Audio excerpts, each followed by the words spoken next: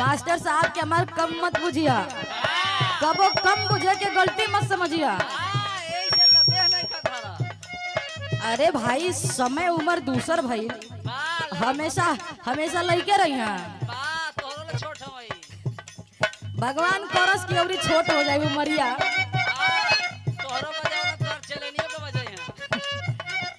बहुत बढ़िया है, बाजिटरी ऐसे ही बनल रहे और ऐसे ही कविताई बनल रहे, ऐसे ही गायकी बनल रहे।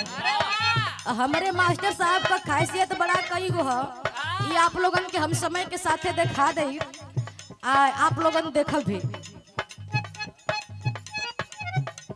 बड़ा ही सुंदर गीत के संकेत भेल, कोनो सुघर सागर लड़की के देखी के राजेंद्र जी कोनो लड़का कमेंट बाजी कर देलस।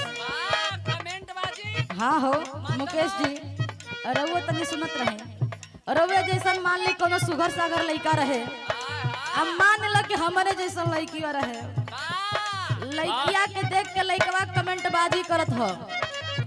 कहलस कि ये सुना तारू हो, कलस की सुना तू हमके बड़ी सुंदर लागेलू, हम तो के बहुत दिन से लाइक करीला। कहत हम कुछ कहल चाहत हई।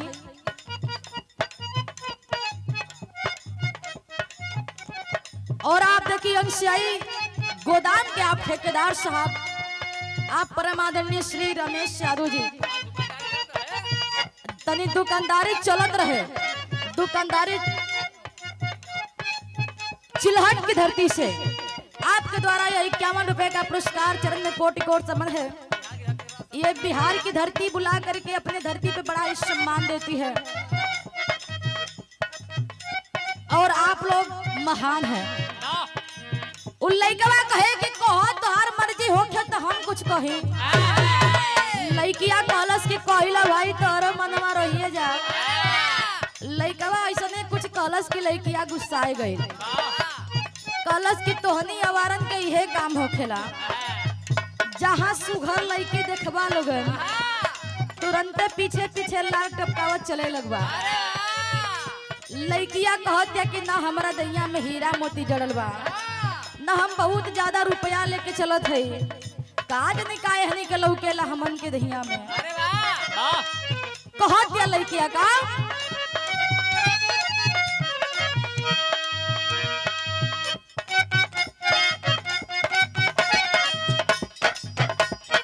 लइकिया कहे कि नइखे देहिया में हीरा मोती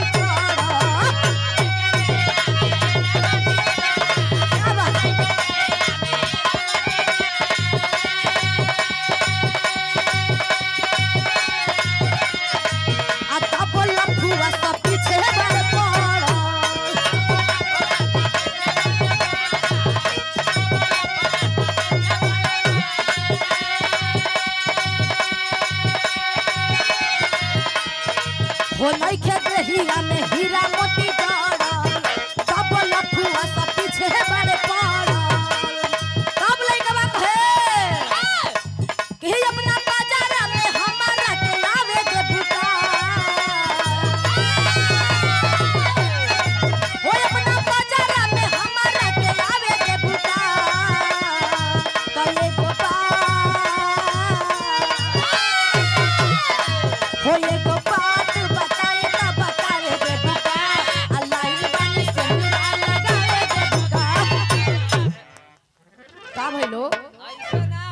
कैसे? अरे जैसे रोज यूट्यूबवा में हच्ची हच्ची आवेलू, तू देखले हुआ? हाँ हम ही नहीं देखले, सब तो के देखता। छोड़ा जाए, दस जगह देख के काम करे के चाहिए। हाँ त कई कुछ जगह बड़ू का तू। आज भगवान के पूजा पाठ भइल बा। अरे तो भगवाने का देखा मास्टर साहब मुंह मूद के हंसत हन, कोनो जरूर राज बा में। अच्छा आप लोगन के इच्छा बा कि औरी केहू के इच्छा बा? आप लोगन के? अरे तो केहू का मान कम होखेला हो। क्या बात है, आए रउए लोगन के इच्छा में, रउए लोगन की खुशी में हमारो खुशी बा। ढेर ना आवेला लेकिन तनी मनी आवेला, तनी मनी हम आप लोगन के दिखाई देते है। बढ़िया से हिलैया ओमे कोनो कमी नहीं होई। जवन आवेला आपे लोग कहिला कि जे नाचे गावे तुरे तान और राखे दुनिया वही के मांग। तो हमन के मां कोनो ढेर गलती हो ना, तनी मनी हिला लेला उहे आप लोगन के देखावे जात बनी का हो। ओकर चिंता मत करा, उ ना गिरे। ये अपना मन का जम तब गिराव जे। हेलो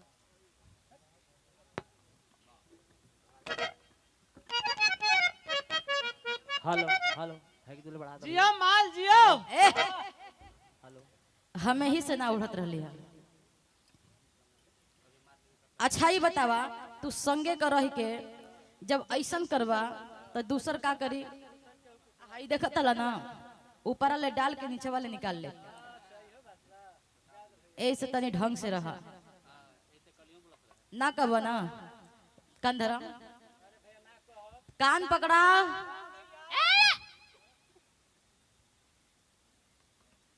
अब मत बोलिया तो के आपन पकड़े के कनी हम।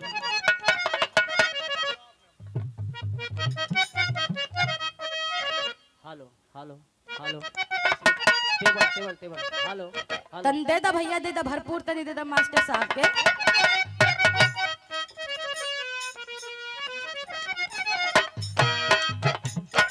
लड़कियां को होती है, क्या बात है।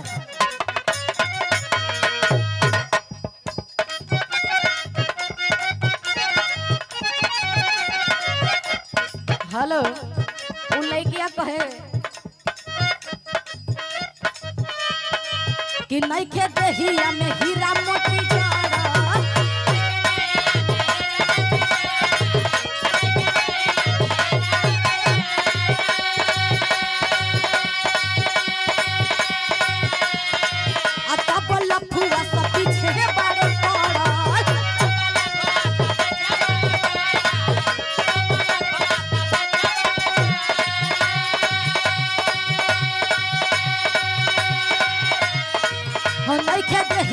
हीरा मोती जड़ल तब लफुआ सब पीछे बारे पड़ल। तब कहे लइकवा हो अपना बाजारा में हमरा के आवे दे बुका। हो अपना बाजारा में हमरा के आवे दे बुका। तो एगो हो एगो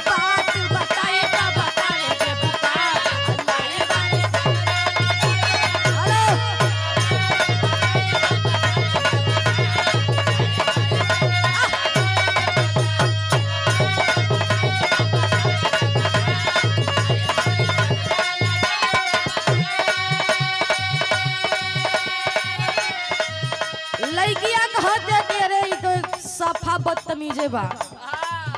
एक चुटकी सिंदूर खातिर बैंड बाजा बराती कल जात बा।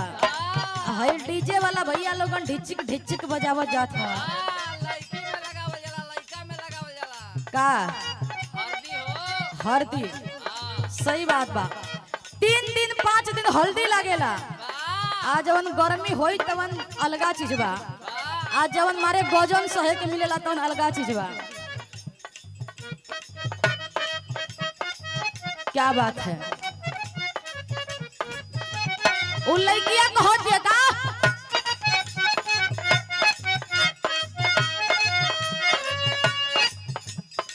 सनुरा लगावल मजाक होवे का। सनुरा लगावल मजाक होवे का। पागल के तो हर दिमाग होवे का हो।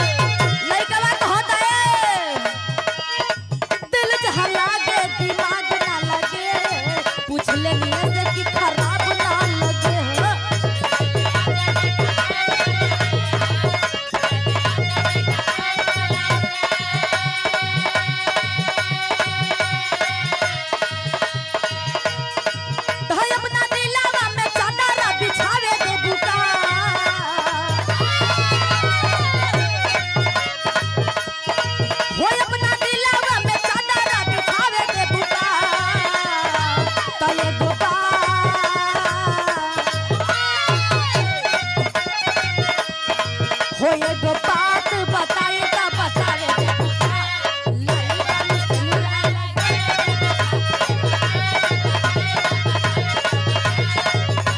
क्या बात है?